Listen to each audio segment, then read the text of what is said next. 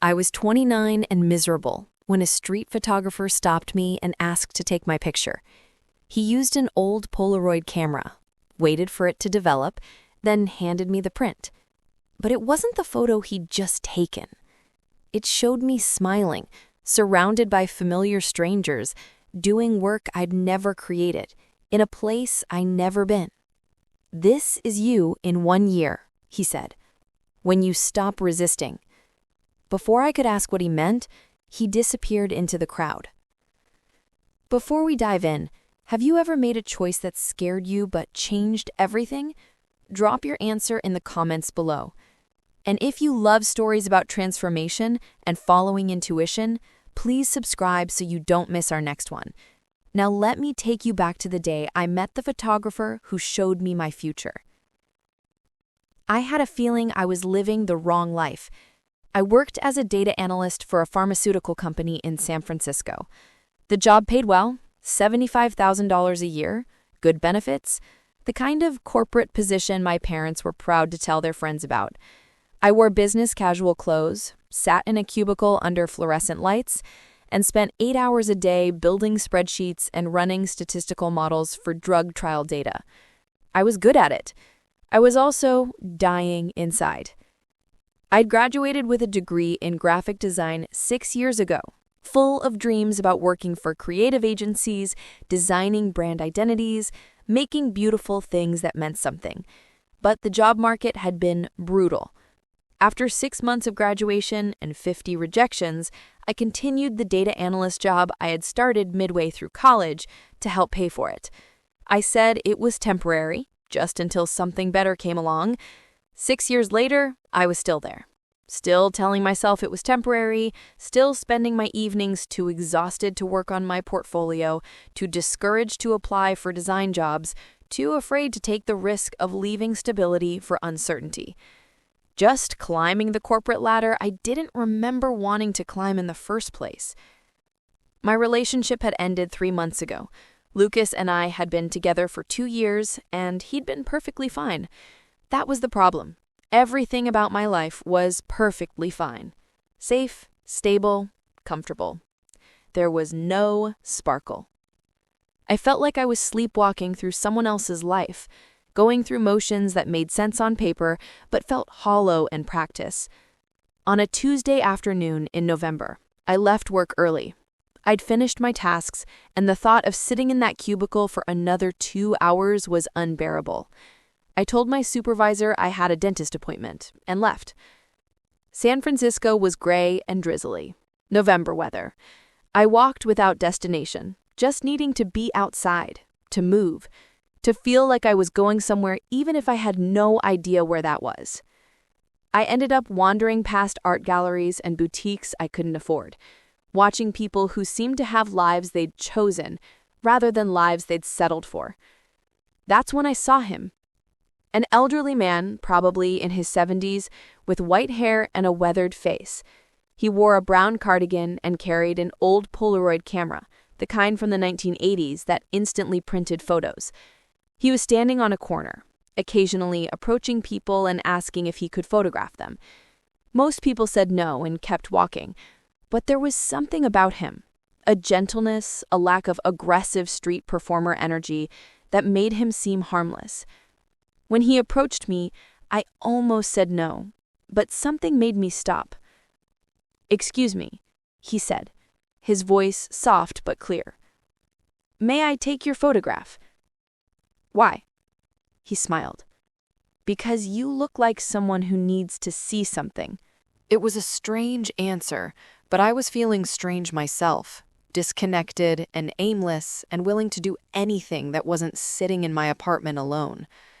"Okay," I said. He raised the Polaroid camera, looked at me through the viewfinder, and clicked. The camera whirred and ejected a square print. He took it carefully, holding it by the edges, and waited for it to develop. I waited too, feeling slightly awkward standing on a street corner with a stranger. As the image slowly appeared, I expected to see what he just photographed. Me in my work clothes, standing on that same street, a half smile, looking tired and sad. But when he handed me the fully developed photo, I stared at it in confusion. The woman in the photograph was me. I recognized my face, my hair, my general build, but everything else was different. I was smiling, really smiling, not a polite, posed smile, but a genuine expression of happiness that I barely recognized because I hadn't felt it in years. I was wearing clothes I'd never owned, a bright yellow sweater and jeans that looked comfortable rather than professional. I was standing in what looked like an art place, some kind of market or fair. In my hands was a portfolio or folder with what appeared to be design work, colorful, artistic, nothing like the spreadsheets I created at work. And beside me were people I'd never met. A woman with short, dark hair, laughing at something, a man with glasses, looking at the portfolio I was holding. Both of them seemed familiar in a way I couldn't explain, like I should know them but didn't. "I'm confused. This isn't me," I said, looking up at the photographer. "I mean, it looks like me, but this isn't the photo you just took." "It's you in 1 year, when you stop resisting who you actually are." "What? That doesn't make any sense. You can't photograph the future." "I don't photograph the future. I photograph the version of you that already exists, the one you're too afraid to become. This is some kind of trick. You edited this somehow, or this camera has some kind of AI installed. Look at the photo. Really look at it. Does that feel like a trick? Or does it feel like truth?" I looked again. At my smile, at the work in my hands, at the space surrounded by art, at the people who looked like they might be friends rather than coworkers. It felt like truth, like a glimpse of a life I wanted but had convinced myself was impossible. "How did you—" But when I looked up, the photographer was walking away, disappearing into the crowd of pedestrians. I stood there holding the photograph, feeling like I had experienced something I couldn't explain. For the rest of the evening, I couldn't stop looking at the photo. I'd tucked it into my bag, but I kept pulling it out, studying the details, trying to understand how he'd created it. The rational part of my brain said it was impossible. You can't photograph something that hasn't happened yet. It had to be some elaborate trick. Maybe he used AI or Photoshop or some technique I didn't understand. But the irrational part, the part I'd been ignoring for years, whispered something different. What if it was real? What if that version of me actually existed somewhere, just waiting for me to become her? I went to work the next day and sat in my cubicle, looking at the same spreadsheets, feeling the same hollow emptiness. During lunch, I pulled out the photo again and studied it. I tried to place it, but I couldn't recognize it from anywhere I'd been before. The people beside me were complete strangers.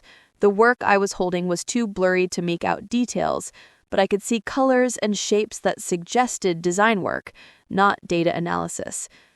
"What you looking at?" I jumped and shoved the photo back into my bag. My coworker Tom was standing by my cubicle with his lunch. "Nothing, just a photo." "Cool. Hey, you want to grab a drink after work Friday? A few of us are going to that new bar downtown." "Maybe. I'll let you know."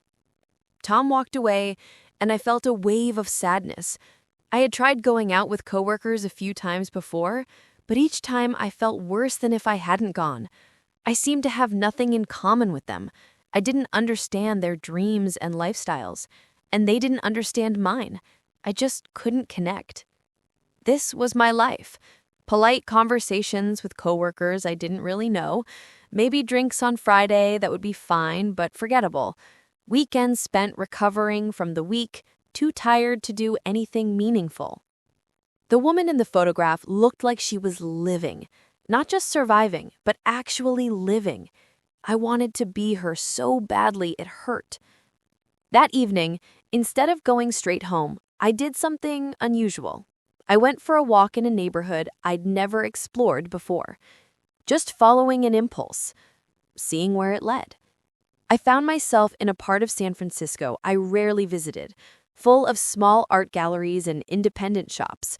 I was about to head back to the bus stop when I felt a suddenly urge to have a cup of coffee. I looked to the side and saw a nice coffee shop.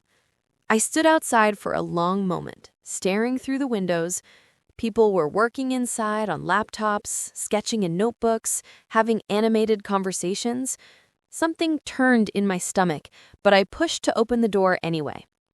Inside, the space was even better than it looked from outside. One wall was covered with a community bulletin board filled with flyers and business cards. There were tables with mismatched chairs, shelves full of art books, and a corner with a small gallery of local artists' work. I ordered the coffee and then walked over to the bulletin board while I waited. That's when I saw it.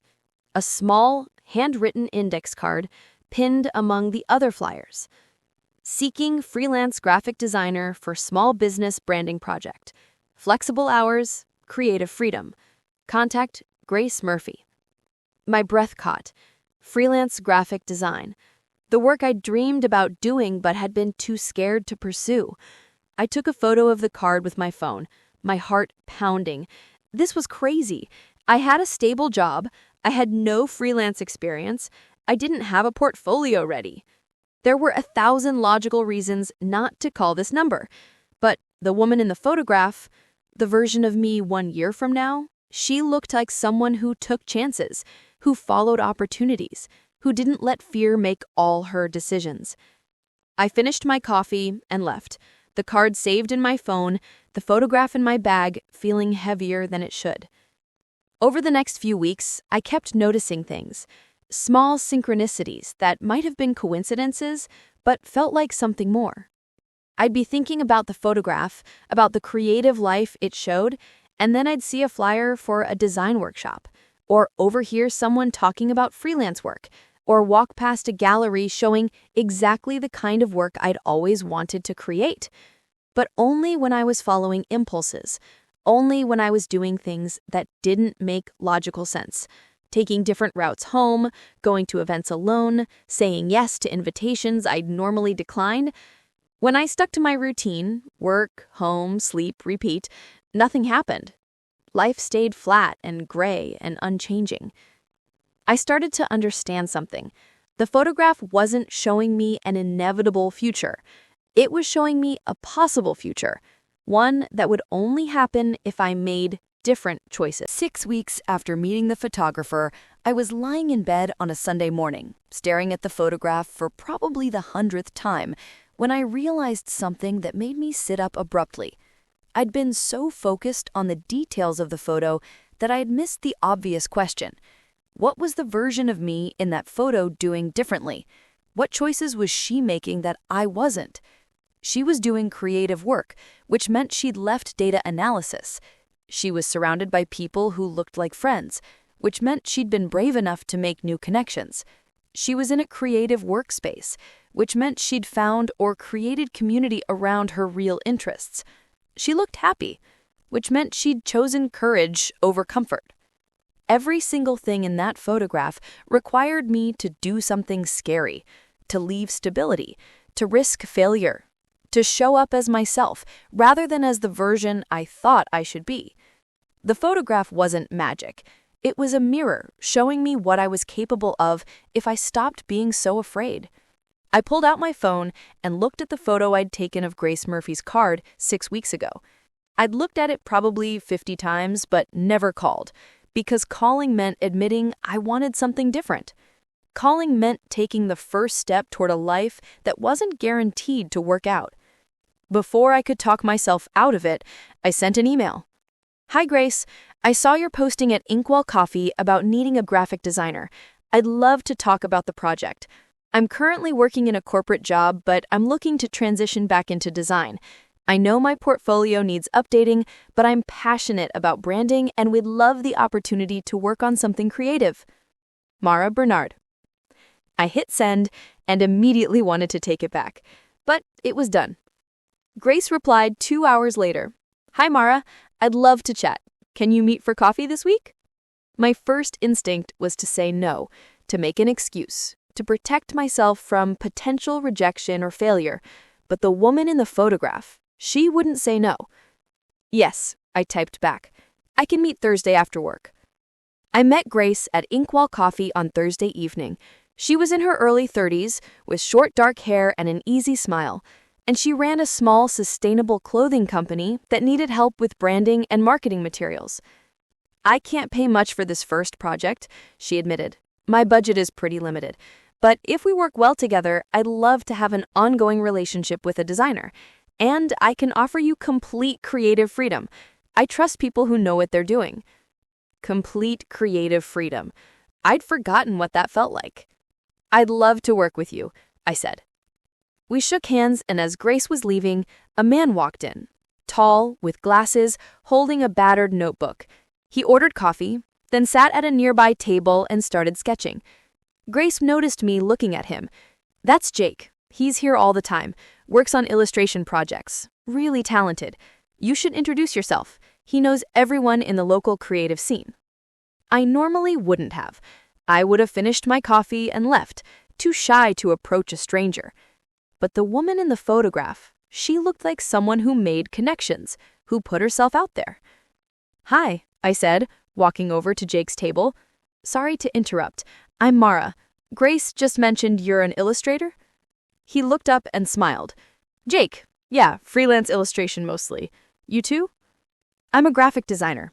Well, trying to be. I'm transitioning from a corporate job." "That's brave. Most people stay stuck in jobs they hate because it's safer." We talked for an hour about art, about the challenge of making a living creatively, about the local San Francisco creative community. By the time I left, I had Jake's contact information and an invitation to a design meetup happening the following week. I went home and looked at the photograph again. Grace. Jake. They were the people in the photo with me. I hadn't recognized them before because I hadn't met them yet. But now, seeing their faces in real life, I knew. The photograph was coming true. Over the next 3 months, my life split into 2 versions. By day, I was still Mara the data analyst. Corporate job, cubicle, spreadsheets, safe and stable, and soul-crushing. By night and on weekends, I was becoming the other Mara.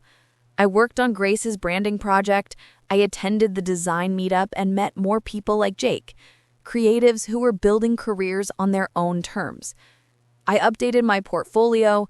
I started taking on small freelance projects that Grace recommended me for.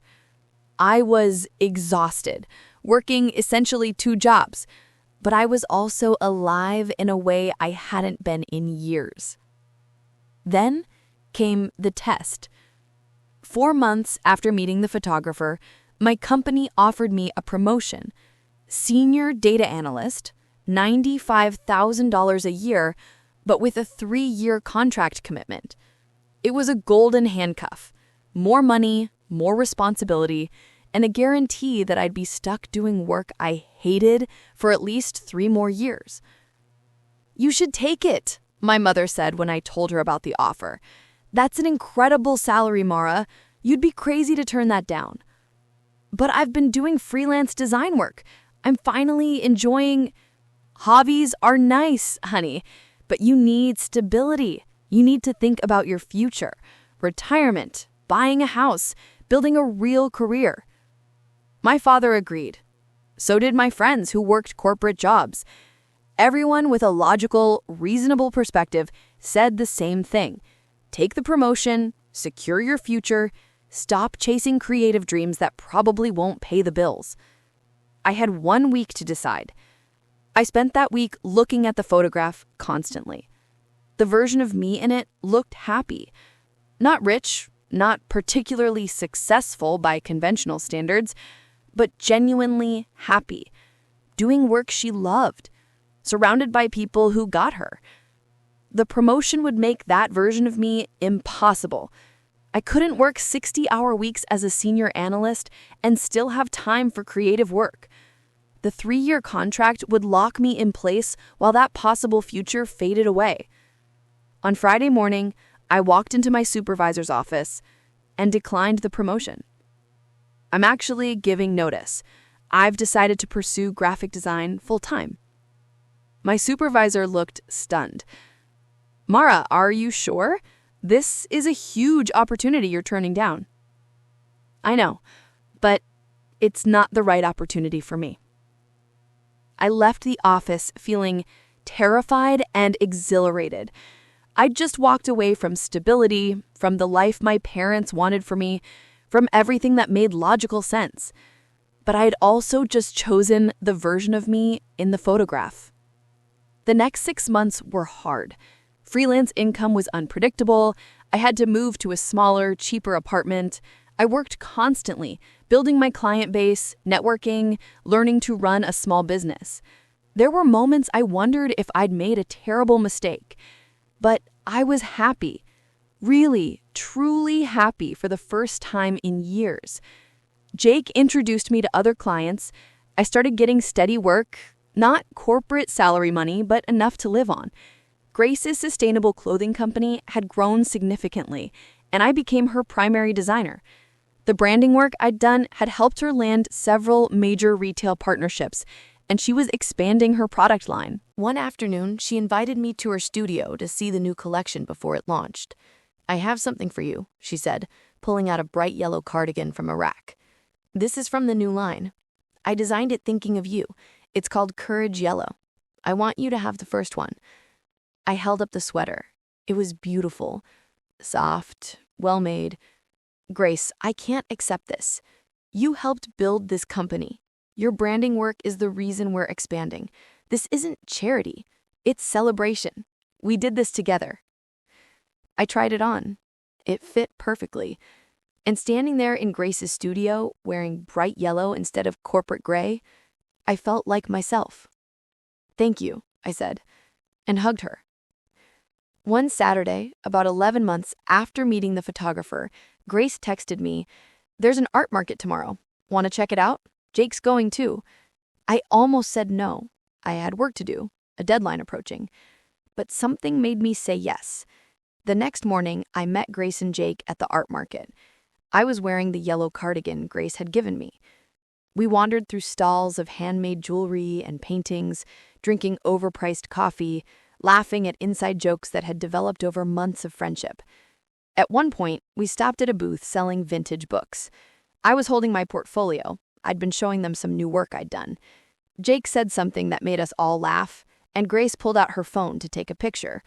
"Wait, the light's perfect here. Let me get a good one," she said. I was in the middle with my portfolio, her on my left, Jake on my right. The morning sun was coming through the market tent in shafts of golden light. Grace took the photo. And in that moment, I knew. This was it. This was the exact moment from the photograph I'd been given 1 year ago. I'd lived it. I'd become her, the woman in the photo who looked happy and creative and alive. That evening, I went back to the corner where I'd met the photographer. I didn't really expect him to be there, but somehow I wasn't surprised when he was, standing in the same spot with the same Polaroid camera. He smiled when he saw me. "You came. I knew you would." "How did you do it? How did you photograph something that hadn't happened yet?" He shook his head gently. "I told you, I didn't photograph the future. I photographed the version of you that already existed. She was always there, Mara, waiting for you to choose her. The photograph didn't create anything. It just showed you what was possible when you stopped resisting who you actually want to be. But the details, the people, the place, everything was exact. Because that version of you was always going to meet those people, go to those places, do that work. Not because it was destined, but because that's who she is. And once you started making choices aligned with who she is, the rest followed naturally." He raised his camera. "May I?" I nodded. He took another photo, waited for it to develop, and handed it to me. This one showed me 2 years in the future. I was in a studio space, surrounded by design work that looked more sophisticated than anything I'd created yet. I looked even happier, more confident, more fully myself.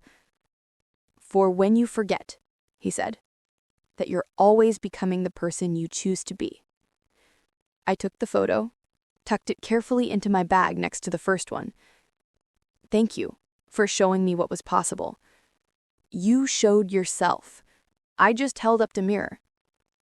He walked away into the evening crowd, and I didn't try to follow him this time. I understood now. I walked home through San Francisco, past the galleries and coffee shops and creative spaces that had become my world, past the life I'd built by following curiosity instead of logic, courage instead of comfort, possibility instead of security. 1 year ago, I'd been miserable and stuck. Today, I was happy and free. Not because a photograph predicted my future, but because a photograph showed me what I was capable of when I stopped being afraid. The woman in that original photo, the one I'd become, she'd always existed. I just needed to see her to remember that becoming her was always a choice. A series of small, scared, brave choices that added up to a completely different life. I still have both photographs, the one from a year ago, showing the woman I became, and the one from yesterday, showing the woman I'm becoming next. Reminders that who we want to be already exists, waiting for us to choose them, waiting for us to stop resisting and start becoming. And every day, I make that choice again, to follow curiosity, to take chances, to show up as the version of myself that's brave enough to build the life I actually want rather than the life I think I should want. The photographer was right. He didn't photograph the future. He photographed truth. The truth that we're always one choice away from becoming someone different, someone happier, someone more alive. We just have to be brave enough to choose them. Have you ever made a choice that scared you but changed everything? Share your story in the comments below. If this story about transformation, following intuition, and having the courage to become who you're meant to be touched your heart, please hit that like button and subscribe for more meaningful stories every day. Don't forget to click the notification bell so you never miss our next inspiring tale. Thanks for watching, and we'll see you in the next one.